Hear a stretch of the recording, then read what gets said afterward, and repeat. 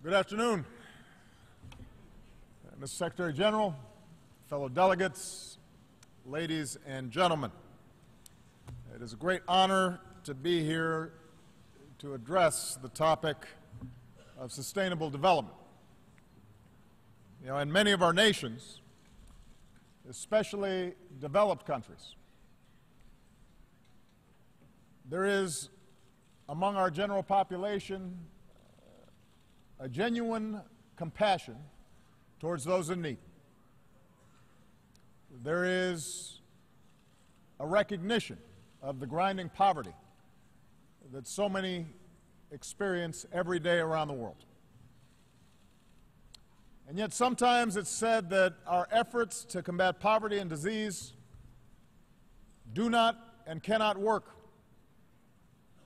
that there are some places beyond hope, that certain people and regions are condemned to an endless cycle of suffering. Here, today, we put those myths to rest. Today, we set aside the skepticism and we lift up the hope that is available to us through collective action. Because the world came together in an unprecedented effort, the global hunger rate has already been slashed. Tens of millions of more boys and girls are today in school. Prevention and treatment of measles and malaria and tuberculosis have saved nearly 60 million lives. HIV/AIDS infections and deaths have plummeted. And more than 1 billion people have lifted themselves up from extreme poverty. 1 billion. The entire world can take enormous pride in these historic achievements.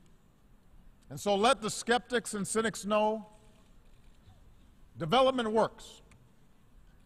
Investing in public health works.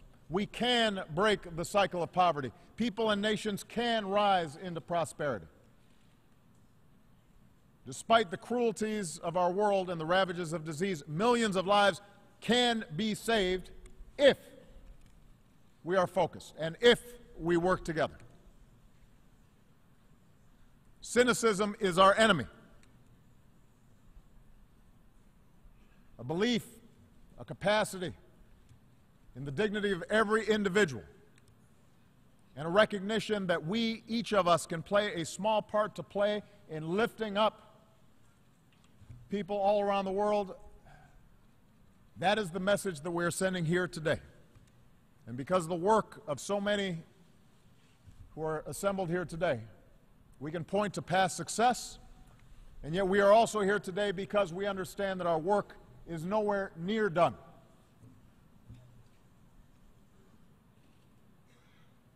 We can take pride in what we've accomplished, but we cannot be complacent. When 11 boys and girls die every single minute from preventable causes, we know we have more work to do.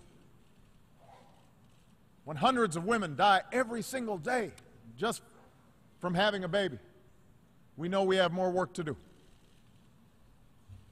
When tens of millions of children are still not in school, when hundreds of millions of people have no clean water, no toilets, we have so much more to do. Right now, some 800 million men, women, and children are scraping by on less than $1.25 a day. Imagine that. Gripped by the ache of an empty stomach. Billions of our fellow human beings are at risk of dying from diseases that we know how to prevent. Many children are just one mosquito bite away from death. And that is a moral outrage. It is a profound injustice. It is literally a matter of life and death. And now, the world must act. We cannot leave people behind. And so today we commit ourselves to new sustainable development goals including our goal of ending extreme poverty in our world. We do so understanding how difficult the task may be. We suffer no illusions of the challenges ahead. But we understand this is something that we must commit ourselves to. Because in doing so, we recognize that our most basic bond, our common humanity, compels us to act. An impoverished child in a distant slum or a neighborhood not that far from here is just as equal, just as worthy as any of our children, as any of us, as any head of government or leader in this great hall. We reaffirm that supporting development is not charity, but is instead one of the smartest investments we can make in our own future. After all, it is a lack of development, when people have no education and no jobs and no hope, a feeling that their basic human dignity is being violated, that helps fuel so much of the tensions and conflict and instability in our world. And I profoundly believe that many of the conflicts, the refugee crises, the military interventions over the years might have been avoided if nations had truly invested in the lives of their people, and if the wealthiest nations on earth were better partners in working with those that are trying to lift themselves up.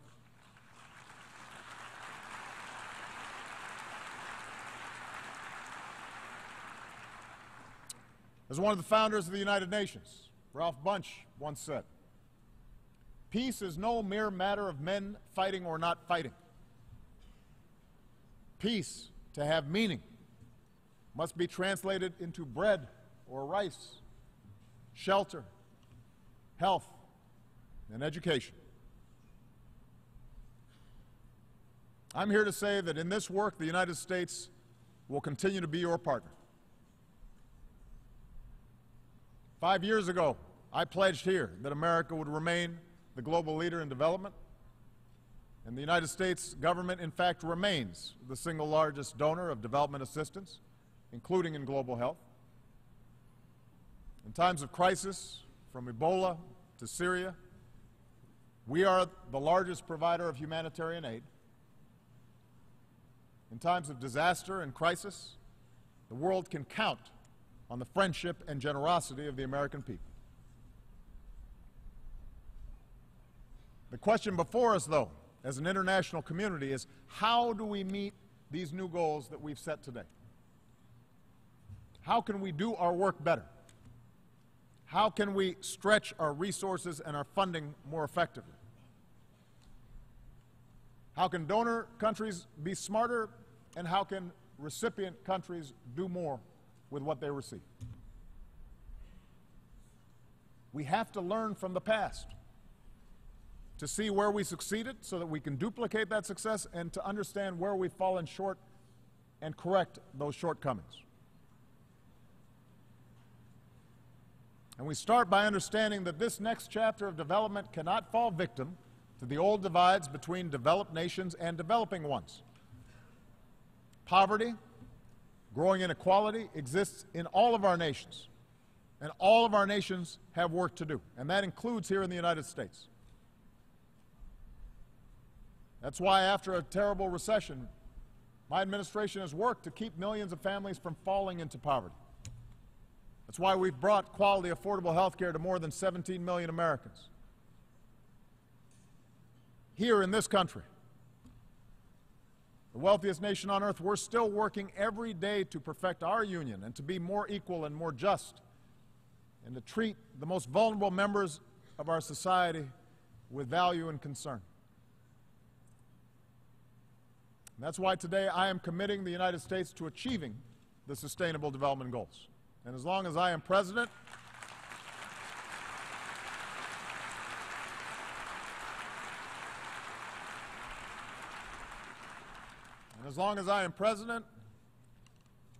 and well after I'm done being president, I will keep fighting for the education and housing and health care and jobs that reduce inequality and create opportunity here in the United States and around the world.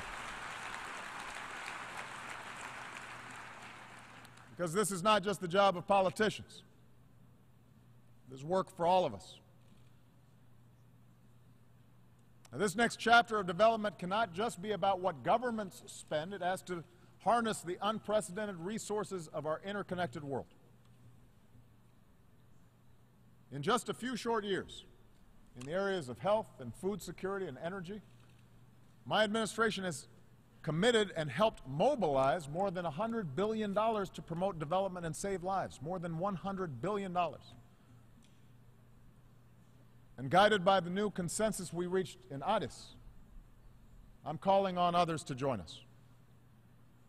More governments, more institutions, more businesses, more philanthropies, more NGOs, more faith communities, more citizens. We all need to step up with the will and the resources and the coordination to achieve our goals. This must be the work of the world. At the same time, this next chapter of development must focus not simply on the dollars we spend, but on the results that we achieve. And this demands new technologies and approaches, accountability, data, behavioral science, understanding that there's lessons that we have learned, best practices on how people actually live so that we can dramatically improve outcomes. It means breaking cycles of dependence by helping people become more self-sufficient, not just giving people fish, but teaching them how to fish. That's the purpose of development. Rather than just sending food during famine, although we have to do that to avert starvation, we also have to bring new techniques and new seeds and new technologies to more farmers so they can boost their yields and increase their incomes, feed more people, and lift countless millions out of poverty.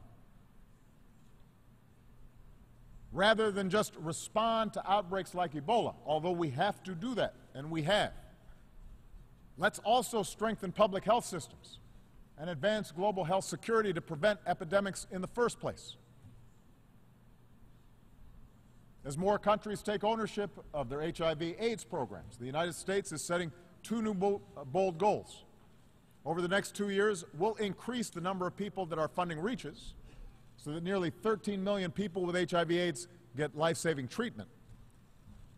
And we'll invest $300 million to help achieve a 40% reduction in new HIV infections among young women and girls in the hardest hit areas of sub-Saharan Africa. And I believe we can do that. The first AIDS-free generation.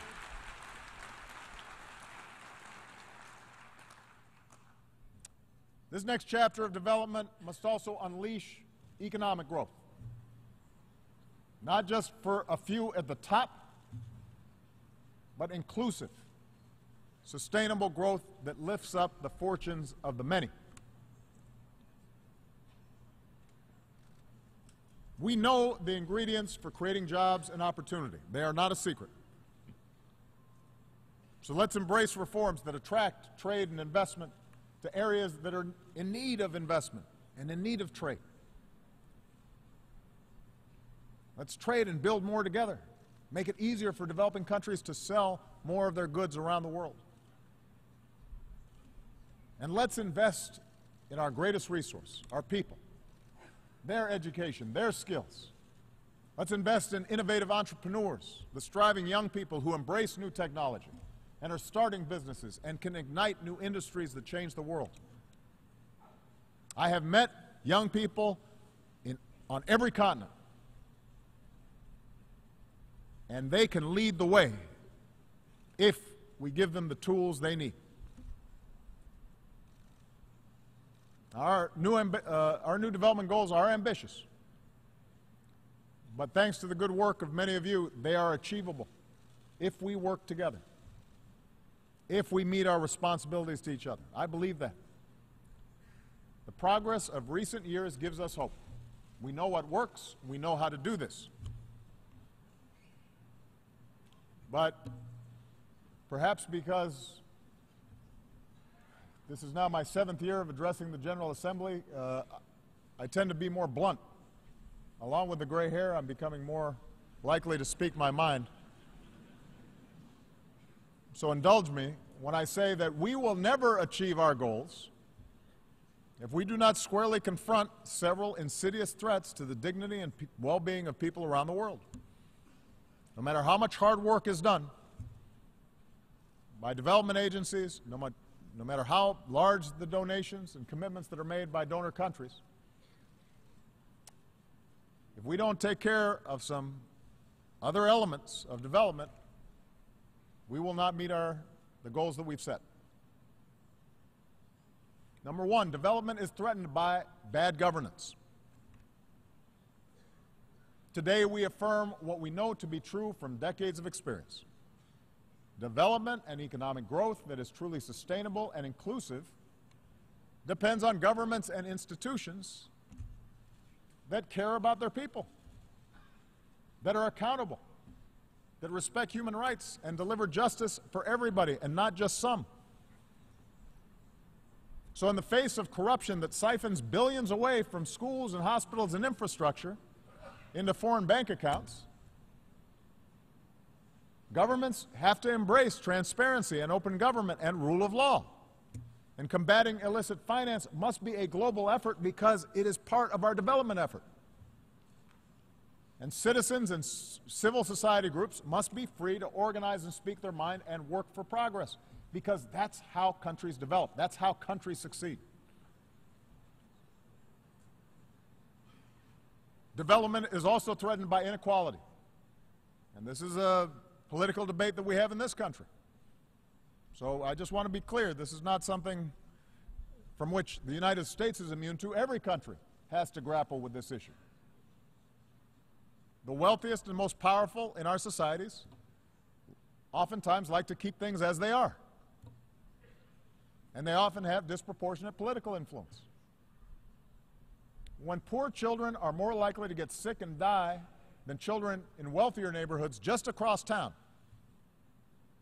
when rural families are more likely to go without clean water, when ethnic and religious minorities, or people with disabilities, or people of different sexual orientations are discriminated against or can't access education and opportunity, that holds all of us back. And so in all of our countries, we have to invest in the interventions that allow us to reach more people, because no one should be left behind just because of where they live or what they look like. Development is threatened by old attitudes, especially those that deny rights and opportunity to women. In too many places, girls are less likely to be in school than boys. Globally, women are less likely to have a job than men and are more likely to live in poverty. And I've said this before, and I will keep repeating it. One of the best indicators of whether a country will succeed is how it treats its women.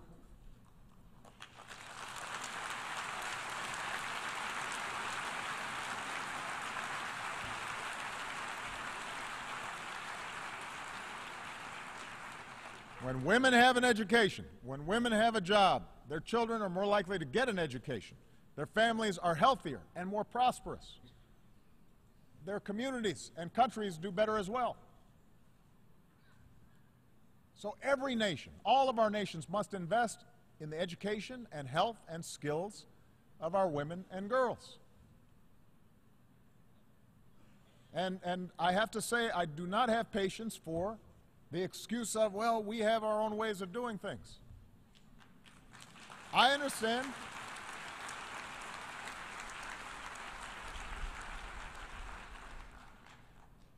We understand that there is a long tradition in every society of discriminating against women.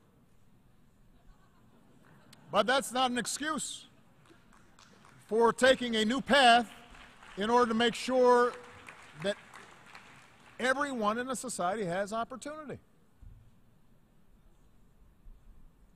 Development is threatened if we do not recognize the incredible dynamism and opportunity of today's Africa. Hundreds of millions of Africans still struggle in the face of grinding poverty and deadly disease, daily assaults on their lives and dignity. But I visited Africa recently, and what I saw gave me hope, and I know should give you hope, because that continent has made impressive gains in health and education. It is one of the fastest growing regions of the world with a rising middle class. And during my travels, Africans, especially young Africans, tell me they don't just want aid, they want trade. They want businesses. They want investment.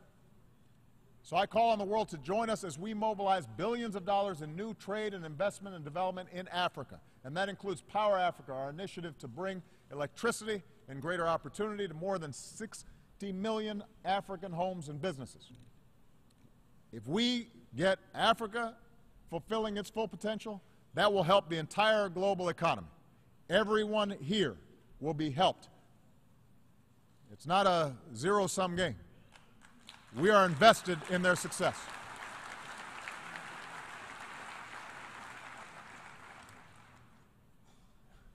Development is threatened by war.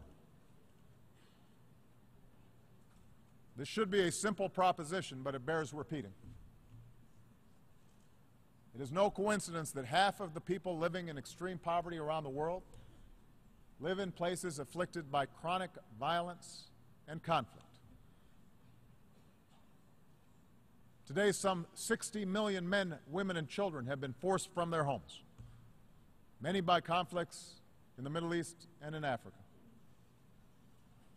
Now, these are humanitarian crises and refugees that we cannot ignore, and we have to deliver the urgent aid that is needed right now. And those countries that can must do more to accommodate refugees, recognizing that those children are just like ours. But our efforts must be matched by the hard work of diplomacy and reconciliation to end conflicts that so often tear societies apart. And as I said earlier, war and conflict is more likely to arise where we have bad governance, and we have high inequality, and we have discrimination against minority groups and ethnic groups, and we have low educational levels. So these things are all related. And finally, development is threatened by climate change. And I want to thank the Secretary General for the extraordinary leadership and work that he's done on this issue.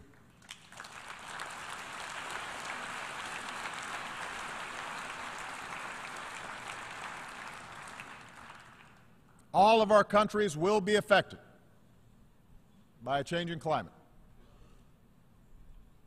But the world's poorest people will bear the heaviest burden from rising seas and more intense droughts, shortages of water and food. We will be seeing climate change refugees. As His Holiness Pope Francis has rightly implored the world, this is a moral calling. In just 2 months, the world has an opportunity to unite around a strong global agreement. I saw President Hollande walk in a few moments ago. We are going to be converging in Paris.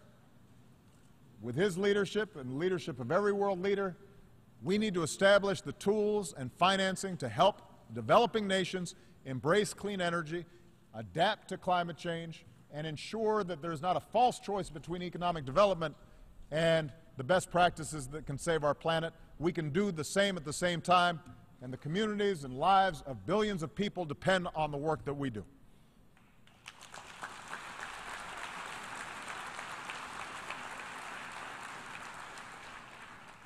Future generations of young people watching today and tomorrow will judge us by the choices we make in the months and years ahead. And one of those young people is Eva Tulage. Now, Eva lives in a village in Tanzania. She's 15 years old, and she wrote me a letter. Some of you know I get 10 letters a day, mostly from inside the United States, but sometimes international letters. I get 40,000 a day, but I read 10.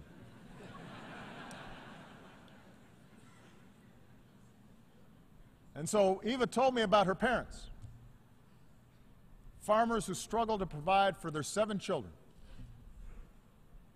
And this young 15-year-old girl, a girl the age of my daughters, she dreams of going to college, but with little food to eat, she explained how it's hard for her sometimes to concentrate in school. She explained that her house doesn't have electricity, so it's hard for her to study at night. It's not because her parents don't love her and don't have ambitions for her. Her father works incredibly hard in the fields to pay for her education. But they just need a little help. I won't let him down, Eva said. I'll do whatever it takes, she said in her letter. And then, knowing that we would be gathered at this summit to help lift up families like hers, she asked me a question that could be asked of all of our nations. What will you commit to doing? What will you do?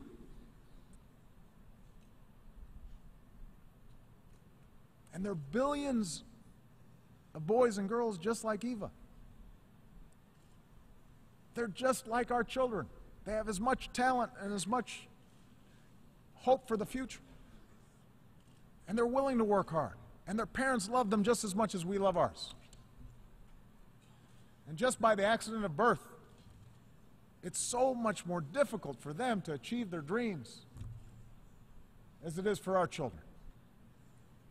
But in the eyes of God, they are the same children. They're just as important. And for Eva and all those just trying to survive another day in conditions that many of us can barely imagine, it can sometimes seem as if the world is blind to their struggles and their dreams. And so today I say to Eva and hundreds of millions, billions like her, we see you, we hear you, I've read your letter, and we commit ourselves as nations, as one world, to the urgent work that must be done, to standing with families like Eva's as they work and strive for a better life, to ending the injustice of extreme poverty, to upholding the inherent dignity of every human being, whatever it takes. We cannot let them down. And with your help, we won't. Thank you very much.